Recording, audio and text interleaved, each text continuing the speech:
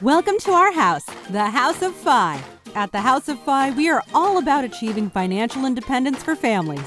Wherever you are in your financial independence journey, we want our house to be a place where you can learn and get inspired. If you are a parent on the journey to Fi, then come on in. We're glad that you're here. Here are your hosts, Wendy and Tamika. Hey everyone, before we get into the show, I just wanted to remind you of a couple of things. Have you signed up for our private Facebook group yet? If you haven't yet, you should. It's a place where Tamika and I can talk to you about anything you want to talk about from our episodes. And if you're liking the show, we'd really appreciate it if you could leave us a written review over on iTunes or Stitcher or any of the other mediums that you found our show on. Now, finally, we have this awesome 7-step money challenge course that we would love for you to join us. It's 7 steps over the course of 21 days, and it will lay the foundation for the future that you dream of. Now, I hope you enjoy this show. Hi, House of Fi family. Today we have our second side hustle spotlight, and it comes from blogger Andre Albertin. He calls in to let us know how he earned over $700 in 14 days by charging mobile scooters. So here in Boston, I don't think I've seen these scooters. I know I've seen the charged bikes, but apparently in big cities, there are scooters that you can rent and scoot your way around to get from point A to point B. And Andre goes into great detail in his post about ways to make money. Let's take a moment and let's listen to his spotlight.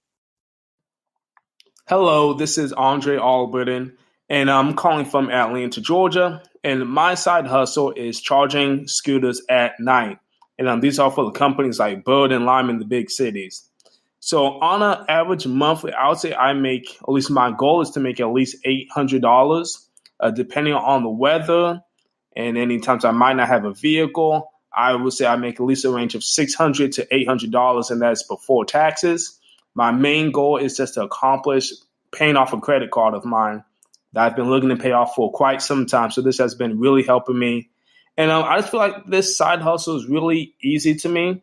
So oftentimes it's picking scooters up at night around 9 p.m. and dropping them off before 7 a.m.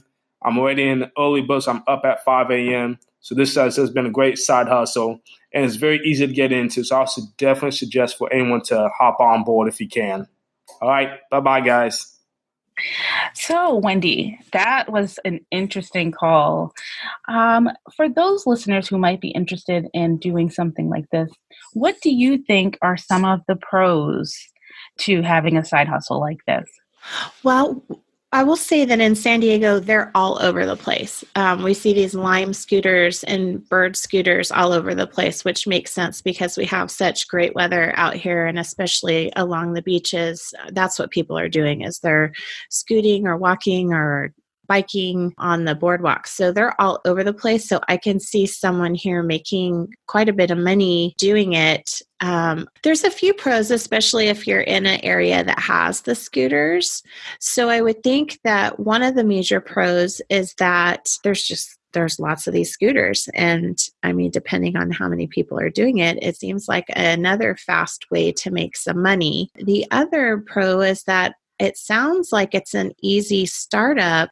We were doing some research on it before the show, and it sounds like the companies may even provide you with a few startup chargers. Then I did a quick search of Amazon, and it looks like you can buy the chargers on Amazon, depending on how many you buy in a pack, for under $100 as well. So sounds like it's low overhead to get started. You know, he said he made $700 in 2 weeks. It looks like it's about about $5 a scooter, and that can add up pretty quickly. Even if you wanted to earn just, a few $100s extra a month to put on your debt payoff, that wouldn't be too hard to do. Yeah. So I like that idea. Yeah, and so that's actually, I think, some of what he's doing. He says that he's paying off some debt, some cards, and he's also doing some work around his home. I find that a pro that I saw was that, it seems as though you can kind of have some flexibility to when you decide you want to charge. For instance, he did this over 14 days, but this was also spread out over an entire month. So there were days where he didn't have the time to do the scooters. So he might, pick them up and charge them for a couple of days, and then he could take some time off in between. And it was the aggregate of the 14 days that actually led to the $700 income. The other thing that I really liked about it was that, if you have a bigger car, if you have a bigger vehicle, you can get more of these. Right. And, the downside to that is, maybe, if you only have, let's say, 10 of the chargers, you'd have to do some finagling and charge some and do them in batches. But if you have a bigger car, you can load them up, charge them, and get back out. And the next morning, put them back and make some quick cash. Right. So a few of the cons, I think there's some of the same cons that we talked about last week with Uber and Lyft. Of course, you're going to have some wear and tear on your vehicle. You're going to have some of the expenses that you're going to have with a vehicle, the gas, depending on how big your car is and how much gas it consumes. You can put more scooters in a bigger vehicle, but it's probably going to also take more gas.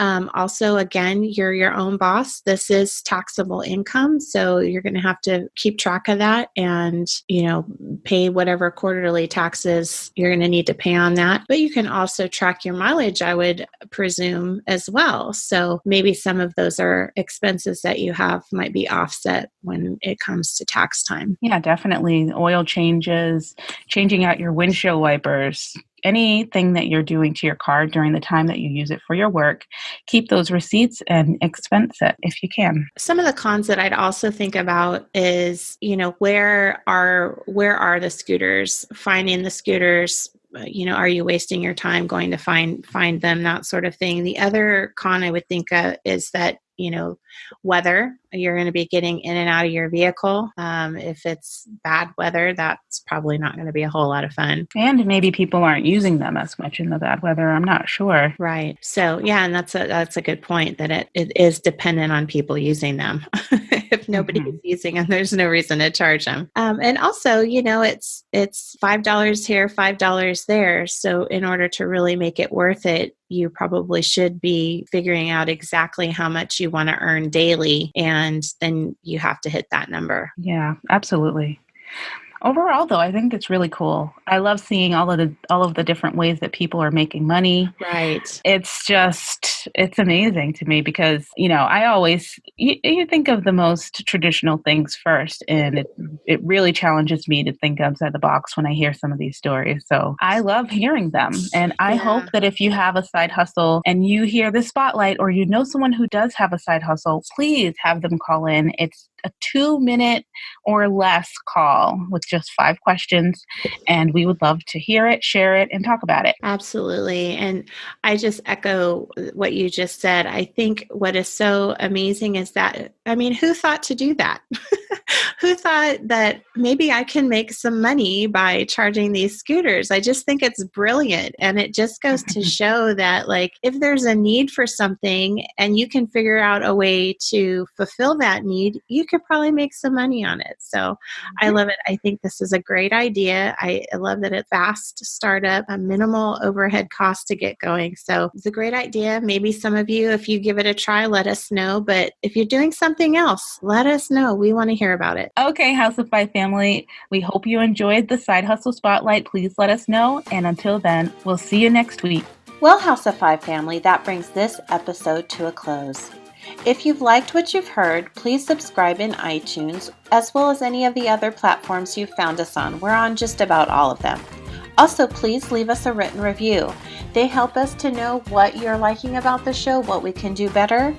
And for every 5 reviews we receive, that's written reviews, we will give away one of our favorite reads, and that is currently Kids' Money Habits by Amy Coit. It's a great book full of great information, both for parents and kids.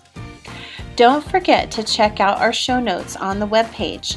There is always bonus information there that didn't make it to the show, and we strive to create good content on there. So please head on over to the website and check that out. Finally, you can find us on Facebook. You can either like our page or you can become part of our Facebook group. It's a private group, and in there we have ongoing discussions about each episode as well as other topics within the FI community. It's a way for us to get to know each other better and for Tamika and I to learn exactly what you want to hear more of or questions that you have that we can address with upcoming guests. Again, thank you for listening. Come back next week. We're glad you're here.